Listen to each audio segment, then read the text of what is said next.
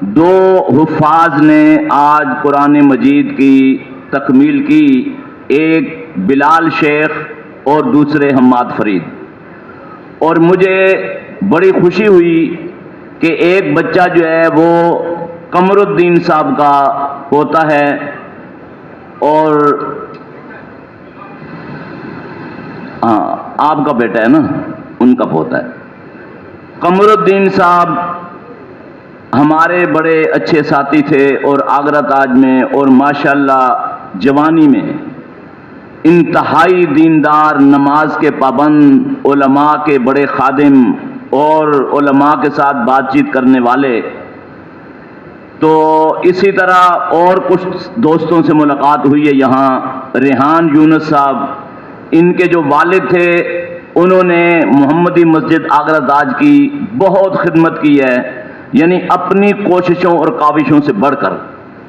تو میں یہ سمجھتا ہوں کہ یہ جو کوششیں اور کاوشیں ہم دین کے لیے کر رہے ہوتے ہیں، مسجد کے لیے کر رہے ہوتے ہیں، نمازوں کی پابندی کر رہے ہوتے ہیں، تو اس کے نتائج یہ ہوتے ہیں کہ پھر اولاد کے اندر یا اولاد کی اولاد کے اندر اللہ رب العالمین دیندار لوگوں کو پیدا کر دیتا ہے۔ اور آج کا یہ جو دور ہے، اس دور میں حافظ قرآن ہونا یہ دنیا کی انمول دولت ہے۔ میں اس پر بات کروں گا، اور میں یہ چاہتا ہوں کہ عام جو روٹین میں تکمیل قرآن پر واز ہوتے ہیں ان سے ہٹ کر آج جو دنیا کے منظر نامے میں چیزیں زیر بحث ہیں اس پر ہم بات کریں۔ آج کی دنیا میں زیادہ تر سائنس پر بحث کی جاتی ہے۔ بڑے بڑے جو سائنسدان ہیں دنیا کے، وہ کہتے ہیں جناب سائنس نے یہ کر دیا، وہ کر دیا، اتنی ترقی کر دی۔ آپ حیران ہوں گے کہ قرآن مجید میں 9واں حصہ جو آیات ہیں، یعنی قرآن مجید کی کل آیات کتنی ہیں؟ 6666۔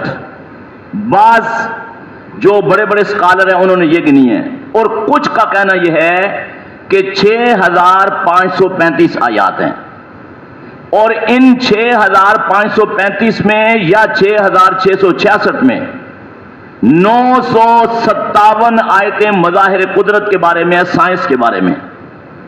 ابھی جو میں نے آیت پڑھی آپ کے سامنے، یہ سب سے بڑا جسم جو اس دنیا میں ہے، یعنی سب سے بڑا حجم، سب سے بڑا جسم، سب سے اونچا جسم، سب سے پھیلا ہوا جسم اس کائنات میں پہاڑوں کا ہے۔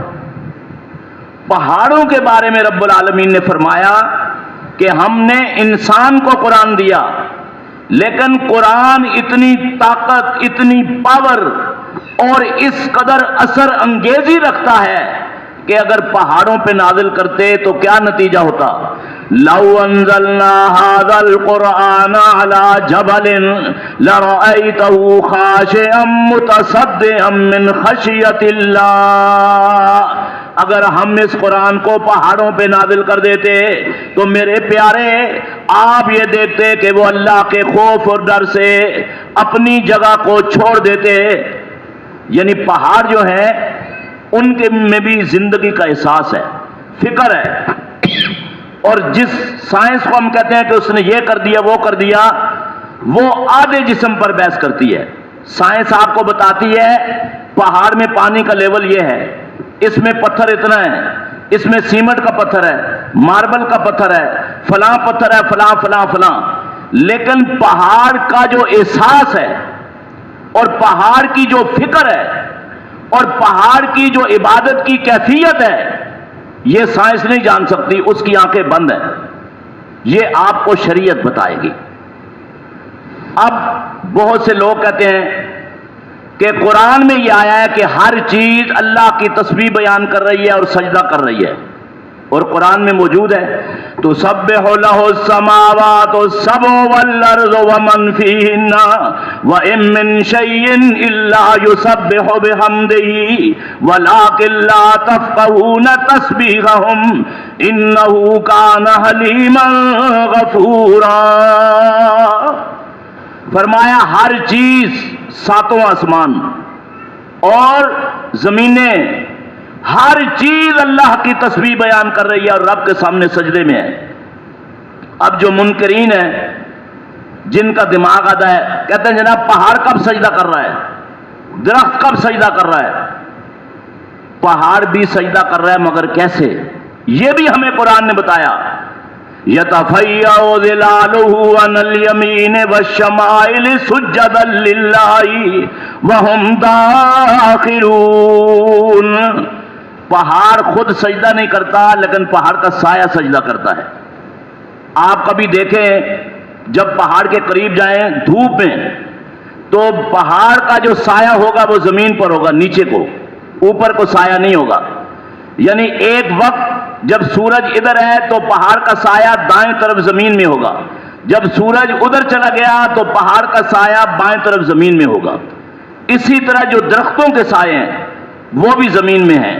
یعنی پہاڑ اپنی جگہ سے ہل نہیں سکتا لیکن احساس موجود ہے، رب کی عبادت کی فکر موجود ہے، تسبیح کی سوچ موجود ہے، سجدے کا عزم موجود ہے، تو اللہ نے اس کو سایہ دے دیا، وہ سایہ زمین پر سجدہ کر رہا ہے۔ سائنس یہاں بند ہے۔ اسی طرح بہت ساری ایسی چیزیں جو ہمیں شریعت محمدی نے بتا دی، قرآن نے بتا دی، مجال ہی نہیں کہ سائنس آپ کو بتائے۔ سائنس کہتی ہے پتھر جو وہ ڈیڈ جسم ہے، لیکن حبیب کبریا فرماتے ہیں کہ میں اس پتھر کو جانتا ہوں جو نبوت کے اعلان سے پہلے پہلے مکے میں مجھے سلام کیا کرتا تھا، اور جو سب سے مقدس پتھر ہے اس کائنات کا وہ ہے حجر اسود، جس کو چھو کر لوگ طواف شروع کرتے ہیں یا اشارہ کر کے طواف شروع کرتے ہیں۔ آپ نے فرمایا یہ حجر اسود اللہ نے جنت سے زمین پر اتارا، اور قیامت کے دن اس کی 2 آنکھیں ہوں گی اور اس کی زبان ہوگی، اور جس آدمی نے اپنی زندگی میں طواف کے دوران اس کو چھوا ایک بار بھی، اس بندے کے حق میں یہ حجر اسود گواہی دے گا اللہ کی بارگاہ میں۔ دنیا کی ہر چیز ایک جسم رکھ رہی ہے، لیکن سائنس اس کے وجود پہ بحث کرتی ہے، اس کی سوچ اور اس کی روح پر بحث نہیں کرتی۔ اور وجہ یہی ہے کہ بہت سے معاملات میں سائنس ناکام ہے۔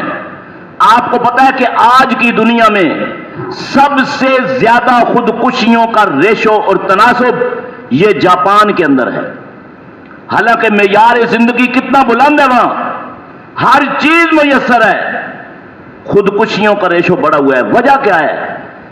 جب وہ لوگ ہائپر ہو جاتے ہیں، جب بے چین ہو جاتے ہیں، بے قرار ہو جاتے ہیں، ان کے دل پھٹ رہے ہوتے ہیں، دماغ کام نہیں کر رہے ہوتے، وہ خودکشی کرتے ہیں۔ اب دماغ کو کون چیز کنٹرول کرے گی؟ دل کو کون سی چیز کنٹرول کرے گی؟ رب العالمین نے فرمایا الا بذکر اللہ تطمئن القلوب الذین آمنوا وتطمئن قلوبهم بذکر اللہ الا بذکر اللہ تطمئن القلوب۔ فرمایا اللہ کے ذکر سے دل مطمئن ہوتے ہیں۔ اور میں آپ کے ملک کی اس خطے کی آپ کو مثال دوں گا کہ مہنگائی کتنی ہے، آسمان پر جا رہی ہے، لوگ بچوں کو بیچ رہے ہیں، لوگ خودکشیاں کر رہے ہیں، لوگ اپنے آپ کو مار رہے ہیں۔ اور جو آنے والا وقت ہے، آج میں ایک پرائس کنٹرول کمیٹی کے ڈائریکٹر سے بات کر رہا تھا، اس نے کہا کہ 80,000 ٹن گندم کی کمی ہو گئی ہے صوبہ سندھ میں، اور عید کے بعد جو پوزیشن ہوگی آٹے کی وہ ناقابل بیان ہے، اس کی مہنگائی اور شارٹیج۔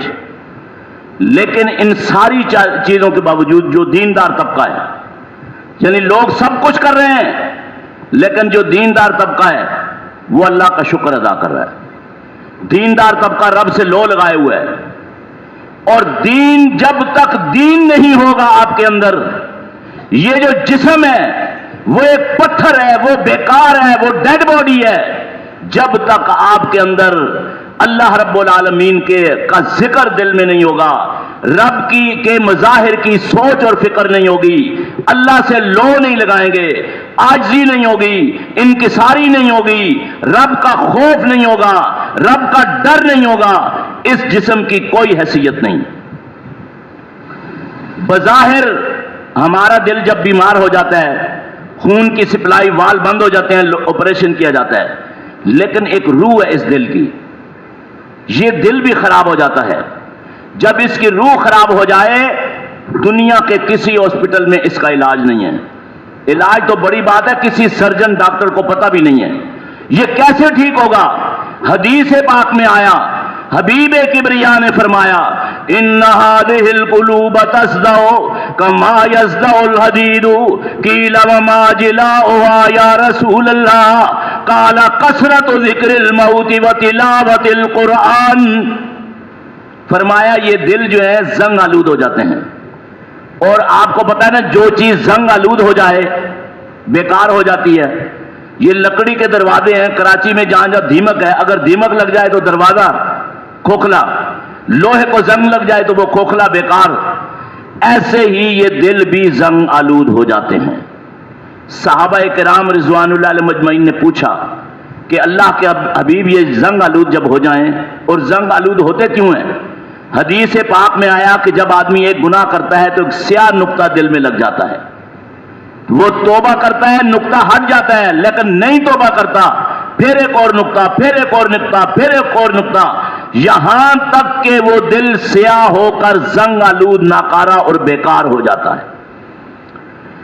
تو صحابہ نے پوچھا اللہ کے حبیب اگر یہ ناکارہ ہو جائے, زنگ آلود ہو جائے تو ٹھیک کیسے ہوگا؟ دنیا کی جو چیزوں کو زنگ لگتا ہے سینکڑوں قسم کے کیمیکل آج موجود ہیں. آپ کیمیکل اس پہ لگائیں گے زنگ ختم. فرمایا اس کا کیمیکل قرآن ہے. ابھی آپ نے قرآن سنا, فرمایا جب دل زنگ آلود ہو جائے, کثرت ذکر الموت و تلاوت القرآن, اپنی موت کو کثرت کے ساتھ یاد کرو اور قرآن کی تلاوت کرو. جب آپ قرآن سن رہے ہیں تو یہ زندہ کتاب ہے, کیا کیفیت ہوتی ہے انسان کی.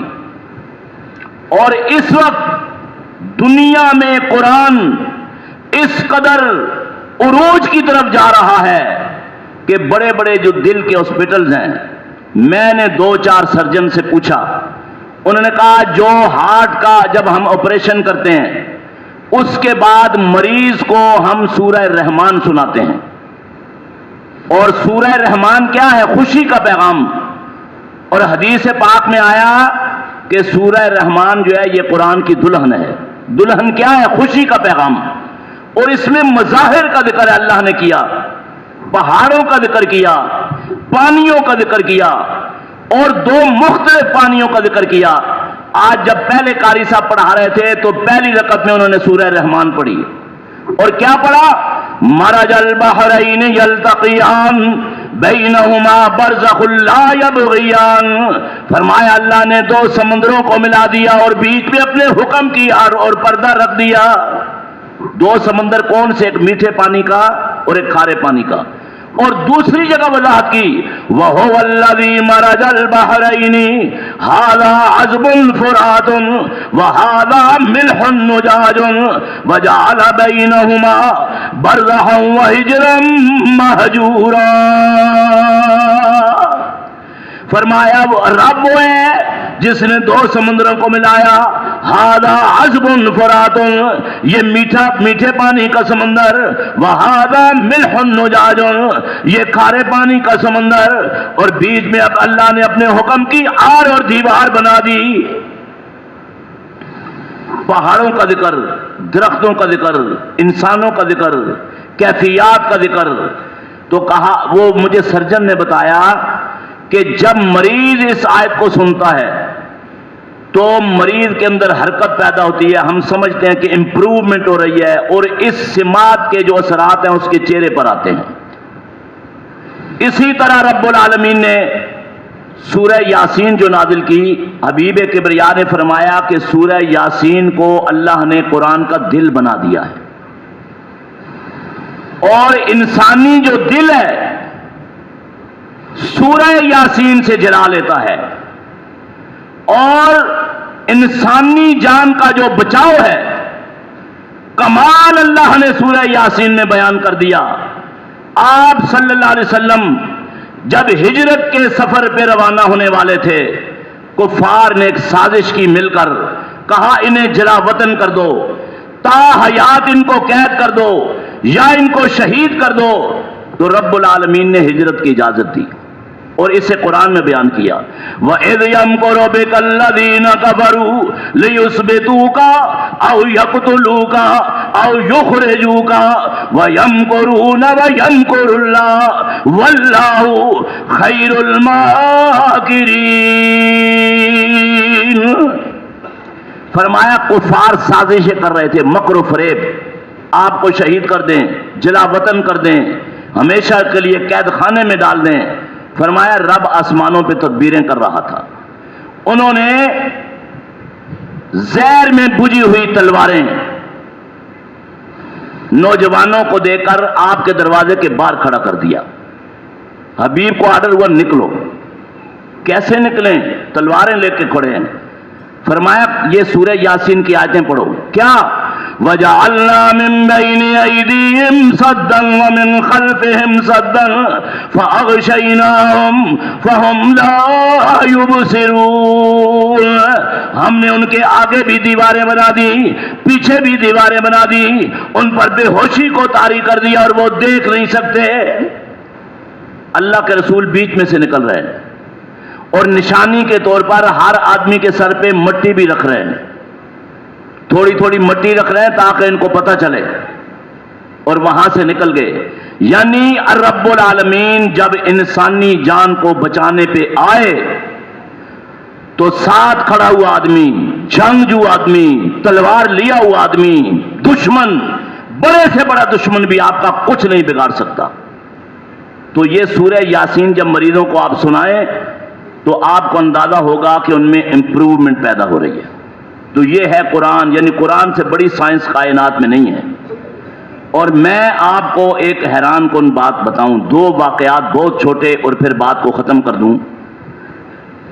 ایک موقع پر تقریباً 15 سے 17 سال پرانی بات ہے، امریکہ کے بارڈر پہ ایک شہر ہے، ادھر کینیڈا ہے ادھر امریکہ ہے، وہ ریاست ورمونٹ کہلاتی ہے، اس کا شہر ہے بیلٹ بورو۔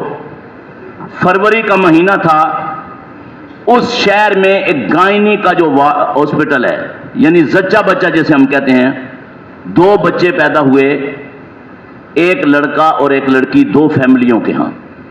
وہاں نظام کیا ہے کہ آپ جب بچہ پیدا ہوگا تو جو اسٹاف ہے، نرسنگ اسٹاف جس کو ہم کہتے ہیں، وہ اس کی کلائی پر ایک دھاگا باندھے گا اور اگر بچہ ہے تو لکھے گا M، یعنی یہ میل ہے، اگر لڑکی ہے تو دھاگا باندھ کے وہ لکھے گا F، یہ فیمیل ہے۔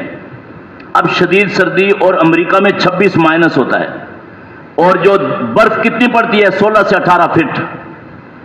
اب جناب وہ جو نرسنگ اسٹاف تھا وہ کانپ رہا تھا سردی سے، وہ لکھ نہیں سکے، 2 دن گزر گئے۔ تیسرے دن جب دونوں جوڑے اسپتال میں آئے تو دونوں نے کہا کہ ہمارا تو لڑکا ہے، لڑکی نہیں ہے، اور یہ انسانی فطرت ہے۔ اس میں بڑا تضاد ہے عجیب و غریب کہ بیٹی جو ہے وہ رحمت بھی ہے اور وہ باپ کے ساتھ اٹیچمنٹ ہے اس کی۔ دنیا کو چھوڑ دیں، سب سے کائنات کا جو بڑا باپ ہے وہ محمد رسول اللہ صلی اللہ علیہ وسلم ہے۔ یعنی آپ صلی اللہ علیہ وسلم کی جو اٹیچمنٹ اپنی بیٹی کے ساتھ اتنی تھی، حدیث پاک میں آیا کہ جب آپ کے پاس فاطمہ الزہرا تشریف لاتی تو اللہ کے رسول صلی اللہ علیہ وسلم کھڑے ہو کر آگے بڑھ کر بیٹی کا استقبال کیا کرتے تھے اور فرمایا فاطمہ تو بذات منی فمن آذا فقد آذانی، کہ حضرت فاطمہ میرے جگر کا ٹکڑا ہے، جگر گوشہ ہے۔ فرمایا جس نے فاطمہ کو تکلیف پہنچائی اس نے محمد الرسول اللہ صلی اللہ علیہ وسلم کو تکلیف پہنچائی۔ لیکن اس کے باوجود کوئی آدمی، دنیا بھر کا یہ حال ہے، کوئی آدمی بیٹی کی پیدائش پہ خوش نہیں ہوتا، اور عربوں کا حال تو اور زیادہ برا تھا۔ علامہ حالی نے کہا گھر پیدا ہوتی تھی کسی گھر میں دختر، تو خوف شماتت سے بے رحم مادر پھرے دیکھتی تھی جب شور کے تیور، زندہ گاڑ آتی تھی اس کو کہیں جا کر، وہ گود ایسی نفرت سے کرتی تھی خالی، جنے سانپ جیسے کوئی جننے والی۔ اب دونوں فیملیوں نے دعویٰ کر دیا، جو بڑے بڑے ہاسپٹل ہوتے ہیں اس میں ایک سنڈیکیٹ ہوتی ہے، ایک کمیٹی ڈاکٹروں کی، وہ جو کمیٹی تھی اس میں ایک مسلمان ڈاکٹر تھا مصر کا رہنے والا، وہ ہمیشہ تبلیغ ان کو کرتا تھا۔ جیسے ہم دیکھتے ہیں کہ ہمارے جو اہل حدیث تاجر ہیں خاص طور پہ، وہ کچھ بھی ہو جائے اپنی دکان پر، اپنے کاروبار میں، اپنی جگہ تبلیغ کا سلسلہ جاری رکھتے ہیں، اور اس کی وجہ یہ ہے کہ اہل حدیثوں کی تعداد دن بدن دنیا میں بڑھ رہی ہے، اس کی یہ بنیادی وجہ ہے۔ خیر، وہ کہتا تھا کہ بھائی آپ اسلام لے آؤ، کیونکہ قرآن میں ہر چیز کا حل موجود ہے، اور قرآن میں حکم بھی ہے رب کا کہ وَلَا رَطْبٍ وَلَا يَابِسٍ إِلَّا فِي كِتَابٍ مُبِينٍ، کوئی خشک چیز اور تر چیز ایسی نہیں جسے اللہ نے کتاب مبین میں بیان نہ کر دیا۔ جب یہ مسئلہ پیدا ہوا تو وہ سرجن تھا، آپ ان چیزوں کو چھوڑ دیں، میری طرف دیکھیں، آپ میری طرف دیکھیں، آپس میں کوئی بات نہیں کرے گا۔ جب یہ مسئلہ پیدا ہوا تو وہ جو سرجن ہے وہ اس ڈاکٹر کو بلاتا ہے، کہتا ہے بھائی آپ کہتے ہو نا قرآن میں حل موجود ہے، تو آپ پتہ کرو کہ بیٹی کس کی اور بیٹا کس کا ہے۔ ان کے جو سائنسی ذرائع تھے، جو مشینیں ہیں، جو ٹیکنیکل چیزیں ہیں، وہ بند ہو گئیں، ڈیڈ ہو گئیں، ان کے پاس اس کا کوئی حل نہیں ہے۔ اب وہ ڈاکٹر یہ کہتا ہے مسلمان کہ بھائی میں نے آپ کو کب کہا ہے کہ بیٹی کس کی ہے بیٹا کس کا ہے، یہ تو قرآن میں نہیں ہے۔ اس نے کہا آپ نے حل نکالنا ہے، اور جب بندہ اللہ کے لیے، اللہ کے دین کے لیے نکلتا ہے تو پھر مدد کہاں سے آتی ہے؟ وَقَانَ حَقًّا عَلَيْنَا نَصْرُ الْمُؤْمِنِينَ، کہ ہم نے اپنے اوپر، یعنی رب نے اپنے اوپر فرض کر دیا ہے کہ وہ مومنوں کی مدد کرے گا۔ اب یہ ڈاکٹر یو ایس اے، امریکہ سے جہاز میں بیٹھا، مصر کا جو کیپٹل ہے قاہرہ اترا، اور سب سے بڑی درسگاہ صدیوں سے جامعۃ الازہر ہے وہاں پہنچا، علماء سے اس نے بحث کی، بتایا۔ علماء نے کہا یار یہ چیز تو نہیں ہے، لیکن جو تفریق ہے مرد اور عورت کی، دو باتیں قرآن میں موجود ہیں، ایک وراثت کے باب میں اور ایک گواہوں کے باب میں۔ وراثت کے باب میں کیا ہے؟ یوصیکم اللہ فی اولادکم للذکر مثل حظ الانثیین، کہ آپ کو رب یہ وصیت کرتا ہے وراثت کے باب میں کہ بیٹے کا حصہ بیٹی سے ڈبل ہوگا۔ اور یہاں المیہ یہ ہے، المیہ کہ لوگ سنگل حصہ بھی نہیں دیتے۔ آپ جائیں گے کورٹ میں، یہ آپ کے پاس سٹی کورٹ ہے اور یہ سب سے بڑی کورٹ ہے پاکستان کی، کہ اس میں 24,000 وکیل ہیں۔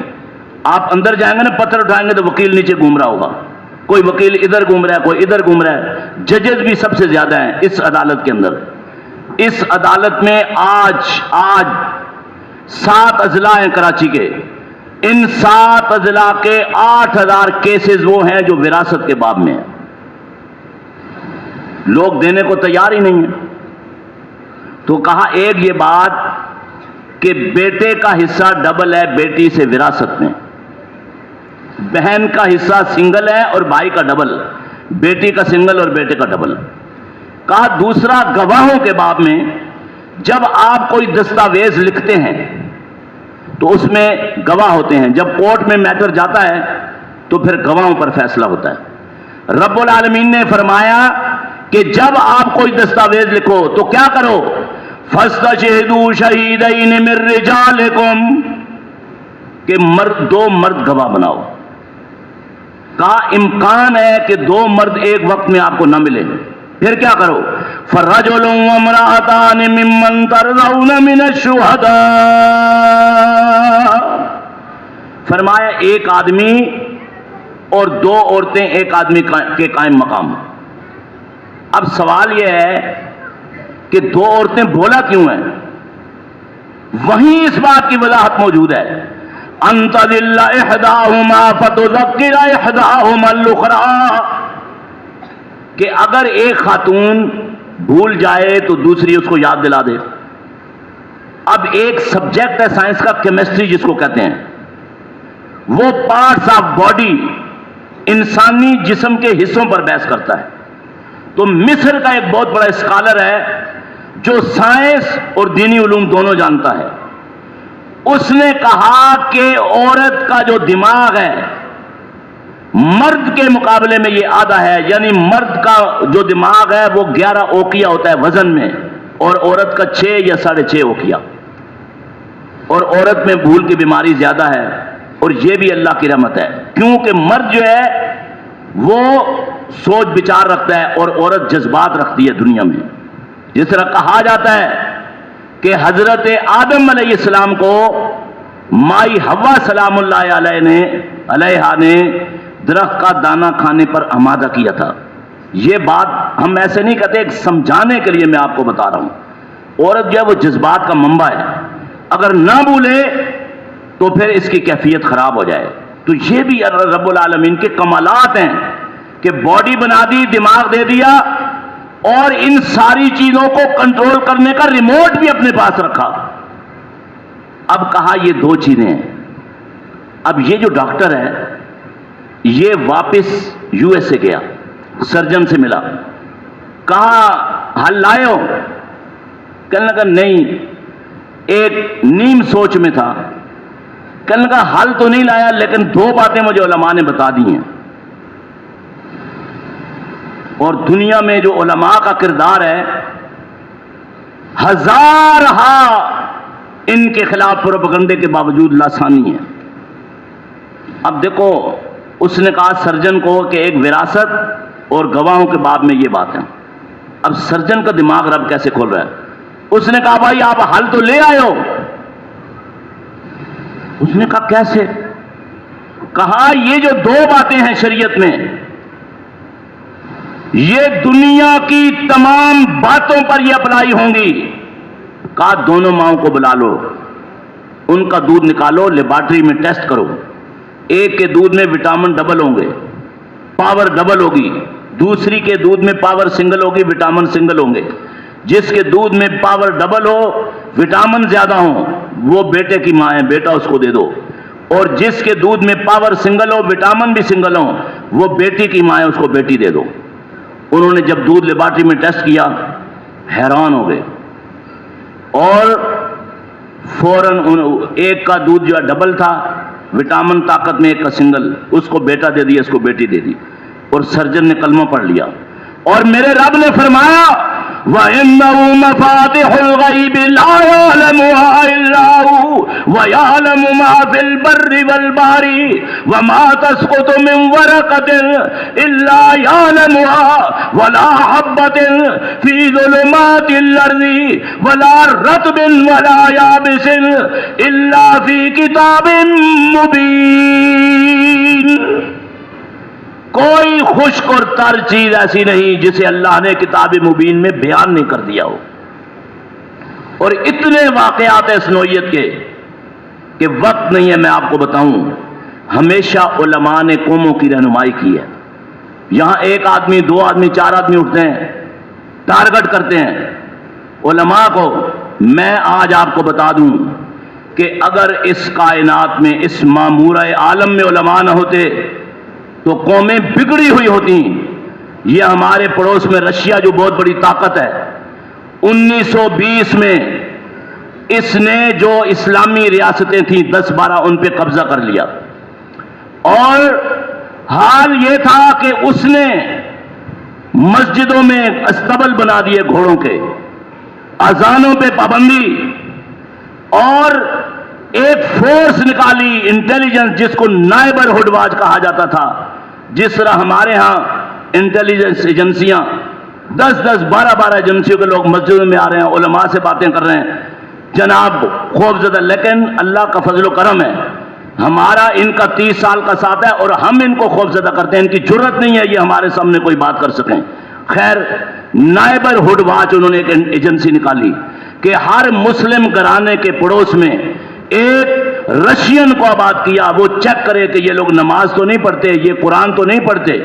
اور جو بڑے بڑے علماء تھے وہ ان پہ کی جائیدادیں ضبط کر لیں اور انہیں کہا یا ملک چھوڑ دو یا پھر آپ چھوٹے پیشے اپناؤ. کون سے؟ دھوبی کا پیشہ. کون سا؟ نان بائی کا پیشہ, روٹی پکانے والے کا. کون سا پیشہ؟ نائی کا پیشہ, بال کاٹنے والے کا. کون سا پیشہ؟ کندھے پہ مشق اٹھا کے لوگوں کے گھر میں پانی ڈالنے کا پیشہ. میں سلام کرتا ہوں ان علماء کو, انہوں نے یہ بھی منظور کیا اور لوگوں کے گھر میں جب دستک دیتے تھے, پانی بھر کے لے جاتے تھے, کہتے تھے ایک بیٹا ہمیں دے دو, ہم اس کو تعلیم, دین کی تعلیم دیں. ساتھ چلاتے اور تربیت کرتے. آپ یہ جو ازبکستان ہے, رشیا سے جب یہ آزاد ہوا 1991 26 دسمبر کو, وہاں پر 3500 مساجد بن گئی ہیں, 100 سے زیادہ مدارس ہیں. آپ جائیں گے آپ حیران ہوں گے, ہزاروں بچے وہ آپ کو ملیں گے جو قرآن دیکھ کر نہیں پڑھ سکتے لیکن حافظ ہیں قرآن کے. یہ ان علماء کی کوششیں. اور کسی نے کہا بس رہے تھے یہیں سلجوق بھی تورانی بھی, اہل چین میں اور ایران میں ساسانی بھی, اسی معمورے میں آباد تھے یونانی بھی, اسی دنیا میں یہودی تھے اور نصرانی بھی. تیرے نام پہ علم کی شمع جلائی کس نے, بات جو بگڑی تھی بنائی کس نے. اور علماء یقیناً بہت قابل قدر ہیں کہ انہوں نے ہر حال میں اسلام کی تبلیغ کا بیڑا اٹھایا. وہ چاہتے اپنا ملک چھوڑ کے نیشنلٹی لے لیتے کسی اور ملک کی اور جناب آرام کرتے. تو یہ جو حافظ قرآن ہے اس کا درجہ کیا ہے؟ حدیث پاک میں آیا قیامت کے دن رب العالمین حافظ قرآن کو بلائے گا. یہ 2 حافظ ہمارے پاس ہیں, یہ دونوں کہاں ہیں؟ ابھی جنہوں نے ختم کیا. کہاں چلے گئے بچے؟ ادھر آؤ, آپ یہاں بیٹھو. دوسرا بچہ کہاں ہے؟ کیا نام ہے آپ کا؟ شیخ بلال. اور دوسرا حماد فرید. ان کا درجہ آپ کو پتہ کیا ہے؟ حدیث پاک میں آیا کہ قیامت کے دن رب العالمین ایک سیڑھی لگائے گا, حافظ سے کہے گا اقرا ور کے, کہ آپ قرآن پڑھتے جاؤ اور جنت کی سیڑھیاں چڑھتے جاؤ. کہاں ٹھکانا ہے آپ کا؟ فَإِنَّ مَنزِلَكَ عِنْدَ آخِرِ آیَةٍ تَقْرَؤُهَا, کہ آپ کا جو ٹھکانہ ہے یہ اس منزل پہ, اس جگہ پہ ہے جہاں آخری آیت آپ تلاوت کرو گے. میں نے شروع میں آپ کو بتایا تھا کہ آیتیں کتنی ہیں قرآن کی؟ 6666 یا 6535. 6666ویں منزل پہ حافظ قرآن کا گھر ہے. اور آج کی معلوم دنیا میں سب سے بڑی بلڈنگ جو ہے وہ کتنی منزلہ ہے پتہ ہے آپ کو؟ کون سی بلڈنگ ہے سب سے بڑی؟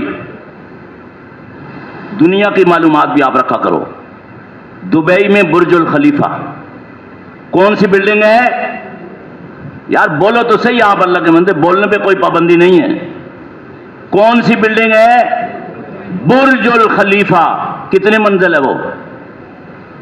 120 منزل ہے. اور اس سے پہلے جو ایفل ٹاور تھا, ورلڈ ٹریڈ سینٹر جو گرا تھا نیو یارک میں, وہ 110 منزلہ تھا. 120 منزلہ سے بڑی بلڈنگ دنیا میں نہیں ہے. بہت لوگوں نے کوشش کر لی, بنا نہیں سکے. لیکن یہ 6666ویں منزل پہ حافظ قرآن کا گھر ہے. یہ کتنی اوپر ہوگی؟ اب اس کے والدین پہ آ جائیں, کیونکہ آج حالات یہ ہیں کہ لوگ کہتے ہیں جی بیٹے کو کیا بنائیں گے؟ Doctor, engineer. آپ پتھر اٹھائیں تو آپ کو ڈاکٹر ملے گا. اتنے ڈاکٹر ہو گئے ہیں اس ملک کے اندر, اور پتہ کچھ بھی نہیں ہے. آپ جاتے ہیں نا میڈیسن لے لیں تو وہ کہتے ہیں یہ ٹیسٹ کرا لو, وہ کرا لو, کتاب کھول کے وہ آپ کو بتا رہے ہوتے ہیں. اور یہ جو ڈاکٹر ہیں یا انجینئر ہیں, یہ جو بھی ہیں, ان سے حافظ قرآن بہت بڑا ہے. والدین نے ڈاکٹر بنا دیا, اس کو اسپیشلائزیشن کے لیے امریکہ بھیجا, مکان بیچ کر, دکان بیچ کر. کیا پایا؟ لیکن حافظ قرآن بنایا تو کتنا خرچہ کیا ہے؟ ہزاروں فیس ہے پرائیویٹ اسکولوں میں. مسجد میں آپ کوئی فیس دیتے ہو بچے کو حافظ بنانے کی؟ کتنی آسانیاں ہیں، کتنی سہولتیں ہیں، اور درجہ کیا ہے۔ اب اللہ کے حبیب نے فرمایا کہ جو حافظ قرآن ہے البس والدہ تاجا یوم القیامت ضوء احسن من ضوء الشمس فی بیوتکم الدنیا، کہ حافظ قرآن کے جو والدین ہیں، آپ ادھر بیٹھو، ان کے سر پہ، دونوں کے ماں اور باپ دونوں کے سر پہ ایک تاج پہنایا جائے گا قیامت کے دن، دنیا رشک سے دیکھے گی، وہ تاج روشن ہوگا۔ کہا کتنی روشنی؟ فرمایا سورج جب زمین کے قریب آ جائے تو اس کی جو روشنی ہوگی اس سے بھی زیادہ۔ اب سورج جب نکلا ہوتا ہے تو کتنے میل دور ہے آپ کو پتا ہے؟ ایک دفعہ سائنسدانوں نے اندازہ لگایا، گیس، حقیقت وہ بھی نہیں جانتے، انہوں نے کہا کہ پہلے آسمان تک پہنچنے کے لیے ایک جیٹ جہاز 35 سال 35 ایئرز مسلسل چلتا رہے تو پہلے آسمان کو پہنچے گا۔ اور یہ جہاز جو ہے وہ کتنا چل سکتا ہے پتہ ہے آپ کو؟ امریکہ کا بارڈر کینیڈا 22 گھنٹے کی مسافت پہ ہے یہاں سے، ڈائریکٹ کوئی جہاز 22 گھنٹے نہیں چل سکتا، 14 گھنٹے اور 12 گھنٹے، پھر اسے اسٹے کرنا ہے، اسے پیٹرول بھرنا ہے، اسے جو ہے وہ آرام دینا ہے انجنوں کو۔ تو 35 سال چلے تو آسمان دنیا پہ پہنچے، تو ایسا ممکن نہیں ہے اس دنیا میں، لیکن قرآن کے جو حافظ ہیں ان کے والدین کی یہ شان رب العالمین کے پیغمبر نے بیان کی۔ اور ایسے ہی جو خلافت راشدہ ہے، آج تو ہم نہ 3 میں ہیں نہ 13 میں ہیں، یہ جو ہمارے حکمران ہیں 22% اس ملک میں سود کو بڑھا کر وہ آخری عشرے میں جو عمرے پہ گئے ہوئے ہیں، یعنی سود کے پجاری، IMF کے غلام، ورلڈ بینک کے غلام، اداروں کے غلام اور سامراجی طاقتوں کے غلام۔ اور سن لو، یہ ریاست اسلام کے نام پہ بنی تھی۔ ہم دنیا کی تمام باغی عالمی طاقتوں کو چیلنج کرتے ہوئے کہتے ہیں کہ کسی کی مجال نہیں ہے پاکستان کے اندر اسلام کے نفاذ کو روک سکے، اور ہم اس کے لیے ہر قربانی دینے کو تیار ہیں۔ خلافت راشدہ کا دور ہے، حضرت عمر رضی اللہ تعالیٰ عنہ خلیفہ ہیں، وہ ایک میٹنگ بلا رہے ہیں ایک مقام پر جو مدینہ اور مکہ کے درمیان اسفان ہے، اور اپنے گورنروں کو جمع کر لیا، سوال جواب ان سے کر رہے ہیں۔ جو مکہ کا گورنر ہے اس کا نام ہے عقبہ ابن نافع رضی اللہ تعالیٰ عنہ۔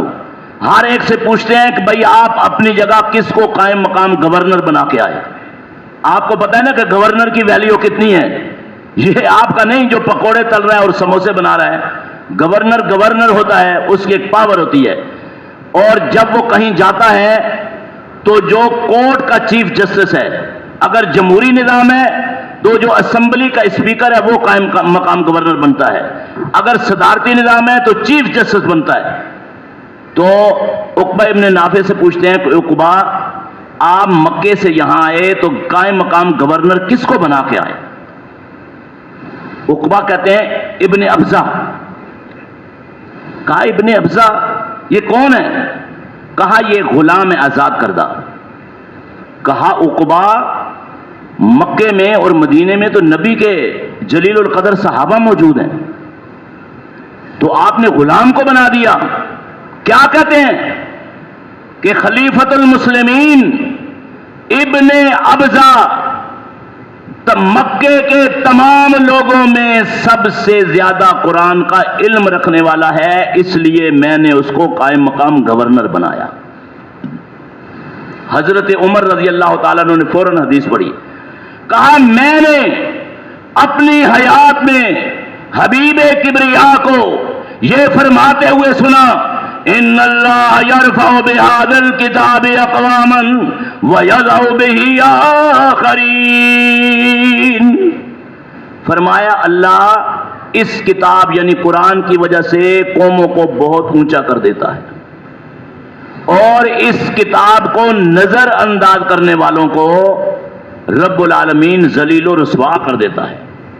آج ہم جو دنیا میں بے مقصد اور ناکام اور ایسے کہ 2.25 ارب مسلمان اور ان کا وزن نہ ہو. وجہ کیا ہے؟ ہم کہتے ہیں جناب آج حالات بدل گئے، آج یہ ہو گیا. کسی نے کہا آج وہی ہم، وہی آسماں ہے، وہی چاند سورج، وہی کہکشاں ہے. سریا کی مینائے سرکش بھی وہی ہے. شہاب صحابی کا شہاب سہام شہابی کا ترکش وہی ہے. حقیقت یہ ہے کہ ہم پرخطا ہیں، تعلیم قرآن سے سراسر نا آشنا ہیں. یہ ہماری کیفیت ہے. رب العالمین سے دعا ہے کہ اللہ تعالی ہمیں عمل کی توفیق عطا فرمائے. یہ دونوں جو حفاظ ہیں ان کی عمروں میں اللہ برکت پیدا فرمائے، مزید ان کو دین کی تعلیم حاصل کرنے کی توفیق عطا فرمائے. ان کے والدین اللہ ان کی عمروں میں بھی برکت پیدا فرمائے. اور خاص طور پر قمر الدین صاحب مجھے بہت یاد آئے. اکثر جب میں آگرہ تاج جاتا یا کبھی وہ کھارادر میں ہوتے، زبردستی لے جاتے، چائے پلاتے. یہاں بھی رمضان میں ان سے میری ماضی میں ملاقاتیں رہی ہیں. اللہ ان کی مغفرت فرمائے، ان کے درجات کو بلند فرمائے. اور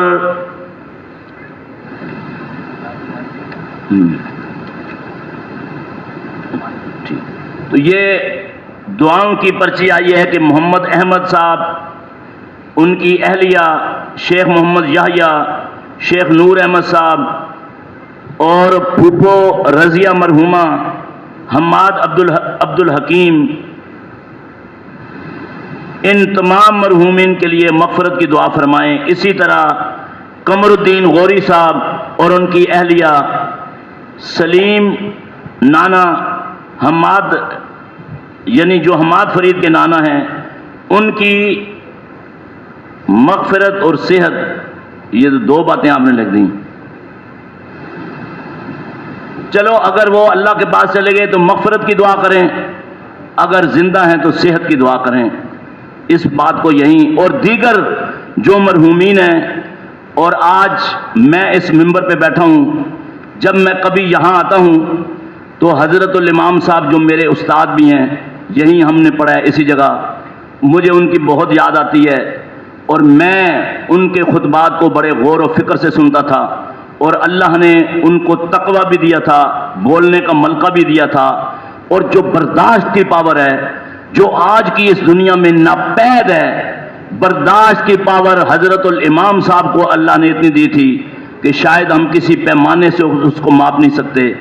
آج وہ بیمار ہیں، ان کی صحت یابی کے لیے، دیگر جو بیمار ہیں ان کی صحت یابی کے لیے، اور دیگر جو مرحومین جن کے ہم نام نہیں لے سکے ان کے لیے، اور جو اعتکاف میں ہمارے بھائی بیٹھے ہیں ان کے لیے، اور ہماری بہنیں اعتکاف میں اوپر بیٹھی ہوئی ہیں، اور ہماری بیٹیاں بچیاں بیٹھی ہوئی ہیں ان کے لیے. اور اس حال میں یہ جتنے لوگ ہیں، ہمارے دونوں جو حفاظ ہیں ان کے والدین بھی یہاں موجود ہیں اور دیگر ریلیٹیو بھی موجود ہیں. اسی طرح ریحان یونس صاحب، یہ بہت چھوٹے ہوتے تھے، اب میری بہت عرصے بعد ان کے ساتھ ملاقات ہوئی. ان کے والد نے بہت خدمت کی محمدی مسجد آگرہ تاج کی، ناقابل بیان. ان سب کے لیے خصوصی دعا رب العالمین سے فرمائیں، کیونکہ یہ جو لیلۃ القدر ہے یہ رب سے مانگنے کا ایک زرین انمول موقع ہے کہ ہم رب سے مانگیں. اب دعائیں قبول کب ہوتی ہیں کہ سب سے پہلے ہمیں یقین ہونا چاہیے کہ اللہ ہمیں دے گا، اور یہ ہم جد و جہد میں لگ جائیں اور ہمارا دل حاضر ہو اور ہماری آنکھیں تر ہوں. جب ہم اللہ کے سامنے رو رہے ہوتے ہیں تو رب پھر نواز رہا ہوتا ہے. اور گڑ گڑائیں اور ہاتھوں کو اس طرح رکھیں. حدیث پاک میں آیا، ابو داؤد کی روایت ہے، رسول اکرم صلی اللہ علیہ وسلم نے فرمایا، حدیث قدسی ہے، رب فرماتا ہے کہ میرا بندہ جب مجھ سے مانگتا ہے ہاتھ پھیلا کر تو مجھے شرم آتی ہے کہ میں اس کے ہاتھوں کو خالی واپس لوٹا دوں. تو دعائیں مانگ لیں. یا رب لک الحمد کما ینبغی لجلال وجہک وعظیم سلطانک، اللہم لا نحصی ثناء علیک انت کما اثنیت علی نفسک، اللہم صلی علی محمد وعلی آل محمد وبارک وسلم وصلی علیہ۔ رب العالمین جن جن لوگوں کے یہاں نام لیے گئے آج جو دنیا میں نہیں ہیں، اور جن کے نام نہیں لیے گئے اور وہ بھی دنیا میں نہیں ہیں، اے اللہ ان سب کی مغفرت فرما، ان کے درجات کو آخرت میں بلند و بالا فرما۔ یا اللہ اپنی پسندیدہ ترین جنت، جنت عدن اور جنت الفردوس کو ان کا مقام اور ٹھکانہ بنا۔ رب العالمین زندگی میں ان سے جو لغزشیں، خطائیں، غلطیاں، بھول چوک ہو گئی، اے اللہ ان سب سے درگزر فرما۔ رب العالمین زندگی میں انہوں نے جو خیر کے کام کیے، جو بلائی کے کام کیے، جو نیکی کے کام کیے، اے اللہ ان کے پسماندگان کو، ان کے لواحقین کو، ان کی اولاد کو اور ان کی اولاد کی اولاد کو ان کاموں کو جاری رکھنے کی توفیق عطا فرما۔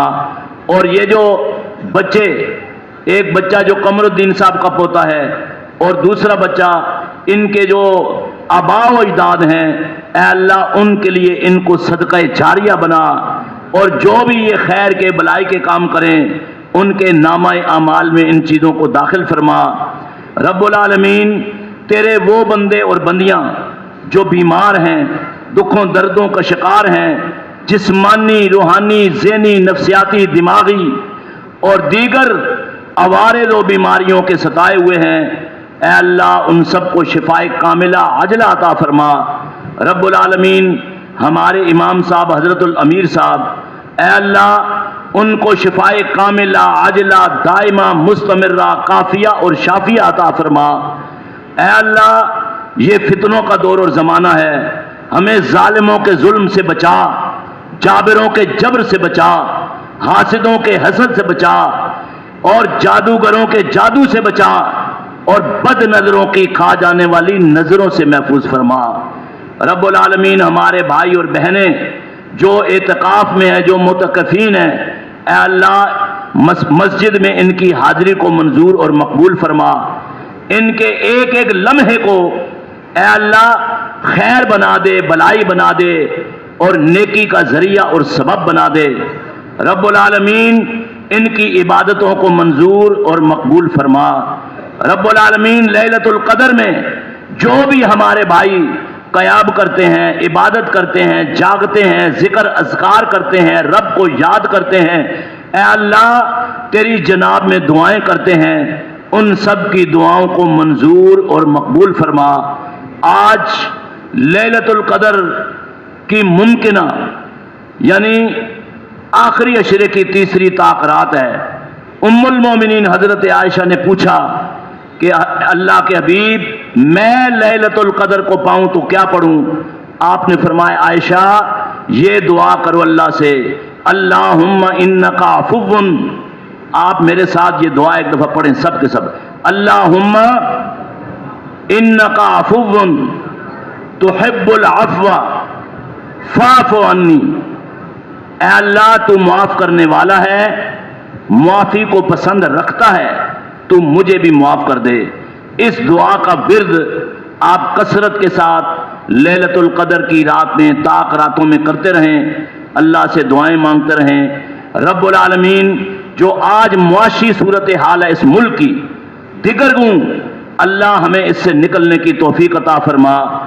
ابھی تھوڑی دیر پہلے افطار کے بعد میں نے ایک اسسٹنٹ کنٹرولر سے پوچھا کہ آٹے کی کیا کیفیت ہے؟